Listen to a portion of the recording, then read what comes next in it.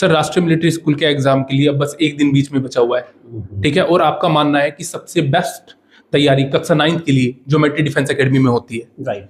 तो सर मैं आपसे जानना चाहता हूं अभी बच्चों का लेवल क्या है?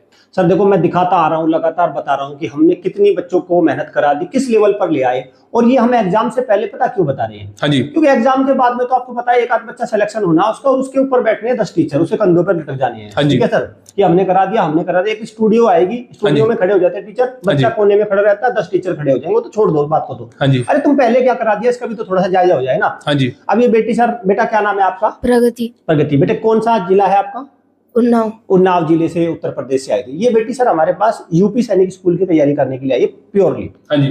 ठीक है, और यूपी सैनिक स्कूल में इसका सिलेक्शन कंफर्म हो रखा है, मुझे कोई डाउट नहीं है। लेकिन फिर भी मैंने इसको आरएमएस में भी, ताकि अपनी एक तैयारी का आइडिया मिल जाए। तो इसने मैथ बहुत अच्छे से पढ़ा है, ठीक है, अंग्रेजी पढ़ी है, जो सब्जेक्ट वहां आएंगे। साइंस, सोशल साइंस हमने स्किप किया क्योंकि इसमें जो वैकेंसीज है ना 9th में, वो एक वैकेंसी है शायद, उस पर भी डाउट है मुझे। ठीक है, तो ये हो गया। अब बच्चे बताओ, मैथ कितने नंबर का कर आओगे इसमें? 45 प्लस। 45 प्लस आ जाएंगे। और अंग्रेजी कितने की? 40 प्लस। 40 प्लस, 2 सब्जेक्ट हो गए। जब यूपी सैनिक का आ जाएंगे, रीजनिंग में तो आपको पता ही है 25 में, और मैथ्स को भी निपटा लेंगे। आप देख लिया आपने, और जीके हमने तैयार करा रखी है। तो बेटा पहली बार की तैयारी में और अभी की तैयारी में क्या अंतर आया है? सर पहली बार की तैयारी में उतना अच्छे से पढ़ा नहीं था, जहाँ सारे नोट्स से रिवाइज किए थे, नोट्स अच्छे से रिवाइज किए, और प्रैक्टिस हुई है। प्रैक्टिस बहुत अच्छी। कितने क्वेश्चंस प्रैक्टिस कर लिए होंगे आपने मैथ्स में? सर लगभग 2 एग्जाम्पल लगा लिए 8th और 7th की। ओके। कम से कम 2000-3000 क्वेश्चन। 3000, और लगभग 100 मॉक टेस्ट भी दे चुके हो। हाँ। लगभग मेरा मानना 20-25 हजार सर क्वेश्चन। अब ये क्वेश्चन भी अच्छे से कर लेती है। अब ये मैथ्स में मुश्किल क्वेश्चन तक भी कर लेती है सर ये।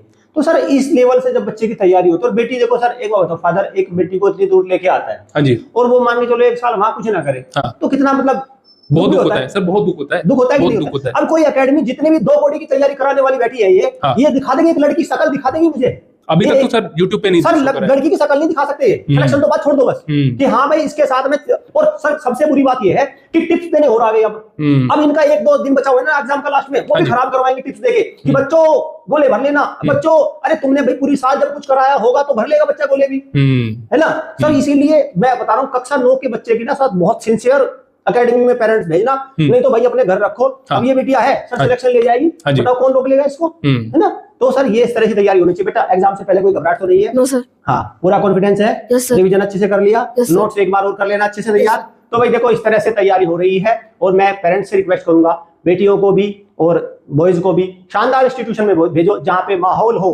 आप देख रहे हैं कितना शानदार माहौल है, तभी सर रिजल्ट आएगा। अगर माहौल ही नहीं है तो कहाँ रिजल्ट आएगा? कहीं नहीं आएगा, बिल्कुल सर।